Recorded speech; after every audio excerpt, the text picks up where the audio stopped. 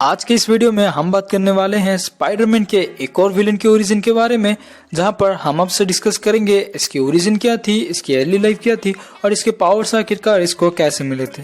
तो आपको अगर ऐसे ही विलन के ओरिजिन के बारे में जानना अच्छा लगता है तो आप हमारे विलन वाली ओरिजिन प्लेलिस्ट को चेकआउट कर सकते हैं, और उसके देखने के बाद अगर आपको चैनल पसंद आए तो सब्सक्राइब भी कर दीजिएगा और वो बेल आइकन को भी हिट कर दीजिएगा।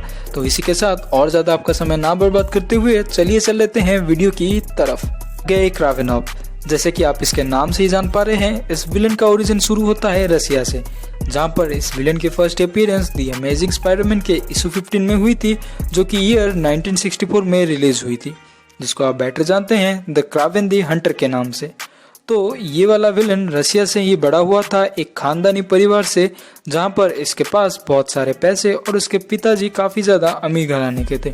लेकिन एक ट्रैजिक इंसिडेंट के बाद उसके पेरेंट्स का डेथ हो जाता है। इसके बाद अपना विलन एकदम ही अकेला पड़ जाता है, यानी कि ऑर्फन हो जाता है।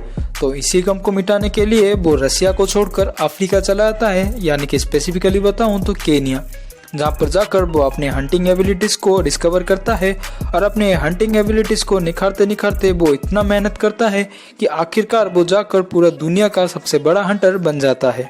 अगर मैं उसकी हंटिंग की पावर्स को बताऊं तो आपको जानकर हैरानी होगी कि वो सिर्फ अपने बेयर हैंड से ही बड़े बड़े एनिमल्स जैसे कि हमारे गोरिल्ला, क्रोकोडाइल्स और लायन तक को भी हरा देता था, जहाँ पर वो किसी भी मॉडर्नाइज वेपन का यूज नहीं करता था और सिर्फ नेचुरल बेस्ड वेपन पर ही वो बेस्ड रहता था। बट इतनी पावर भी उसके लिए कम नहीं थी, जहाँ पर आगे जाकर हमें ऐसा पता चलता है कि कैलिप्सो नाम का एक विच था जो कि केनिया में ही रहती थी, और उसने आगे जाकर हमारे क्रावेन दी हंटर को ऐसा एक सीरम दिया जो कि उसे फिजिकली सुपर स्ट्रॉन्ग और ज्यादा ही ड्यूरेबल बना दिया, जहां पर हमारा क्रावेन दी हंटर पहले से पावरफुल होने के साथ साथ उस सीरम के बाद कुछ सुपर ह्यूमन टाइप का ही बन गया था, जहां पर उसकी स्टेमिना भी एंडलेस थी, जिसके कारण वो और भी ज्यादा बेहतरीन हंटर बन गया था। लेकिन इतने सब हंटिंग के बाद हमारा क्रावेन दी हंटर काफी ज्यादा बोर हो गया था, क्योंकि उसे एक तगड़ा ओपोनेंट नहीं मिल रहा था और वो जितने भी हंट्स करता था उन सबको वो इजीली टारगेट करके मार देता था।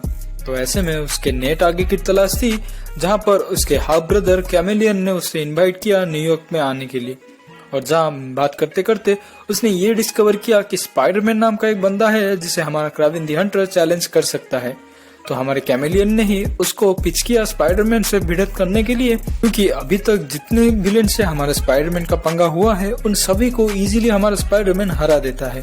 तो ऐसे में कैमेलियन ने ये आइडिया पिच किया कि तुम स्पाइडरमैन को अपना लास्ट हंट बना सकते हो, जहाँ पर तुम्हें और साबित करने की जरूरत नहीं।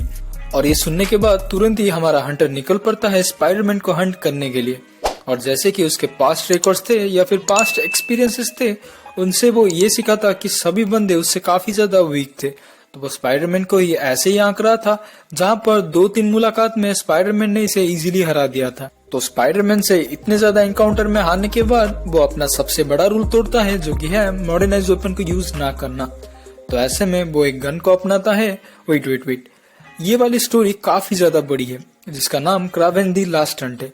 तो आपको अगर ये वाली स्टोरी कम्प्लीटली जाननी है पूरे डिटेल्स में, तो आप हमें कमेंट सेक्शन में लिख कर बता सकते हैं, और अगर आपको ये पसंद आए तो हम आपको बनाकर दे सकते हैं, जहां पर आपको मालूम चलेगा कि स्पाइडरमैन आखिरकार क्रावेन दी हंटर के हाथों कैसे मरा था और आगे जाकर क्रावेन दी हंटर की स्टोरी कैसे मोड़ लेती है।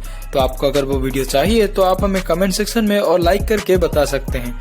तब तक के लिए हम क्रावेन दी हंटर की अपीयरेंस के बारे में बात कर लेते हैं, जहां पर वो एक रसियन जैसा ही दिखता था, क्योंकि वो रसिया से ही था और वो काफी ज्यादा मस्कुलर और हाइट वाला बंदा था। जहां पर उसकी कॉस्ट्यूम एक लायन से थोड़ी सी सिमिलर थी, जहां पर उसका कोट एक लायन के सर जैसे ही दिख रहा था। बात करें इसके पावर्स के बारे में, जैसा कि हमने पहले बात ही किया था, एक सीरम के कारण इसकी काफी ज्यादा स्ट्रेंथ और ड्यूरेबिलिटी बढ़ गई थी। और इसकी स्पेशलिटी थी कि ये कभी थकता नहीं था, क्योंकि इसकी स्टेमिना गॉड लेवल पर बढ़ चुकी थी, जहां पर ये और भी इजी कर देती थी हंट करने के लिए। बात करें इसके वीकनेस के बारे में, तो ऐसा तो इसका कुछ वीकनेस ऐसे नहीं है, लेकिन अगर हम थोड़ी भी वीकनेस के बारे में बात करें तो इसका मॉडर्नाइज वेपन को यूज ना करना ही एक बड़ा वीकनेस हो सकता है, क्योंकि ऐसे ऐसे टक्कर देने वाले बंदे अभी सामने निकल कर आ रहे हैं जो कि इसे इजीली हरा सकते हैं। तो ऐसे में यही एक वीकनेस हमें दिखाई देती है। और आपको ये वीडियो कैसी लगी आप हमें कमेंट सेक्शन में लिख कर बता सकते हैं, क्योंकि क्रावेन दी हंटर की ओरिजिन की स्टोरी यही तक की थी। अगर आपको ऐसे कंटेंट पसंद है तो आप हमारे चैनल को सब्सक्राइब भी कर लीजिएगा और बगल में पड़ी उस बेल आइकन को भी हिट कर लीजिएगा। तब तक के लिए हम आपसे विदा लेते हैं। मैं मिलूंगा आपसे किसी दूसरे वीडियो में किसी दूसरे टॉपिक के साथ। तब तक के लिए अपना ख्याल रखें। बाय।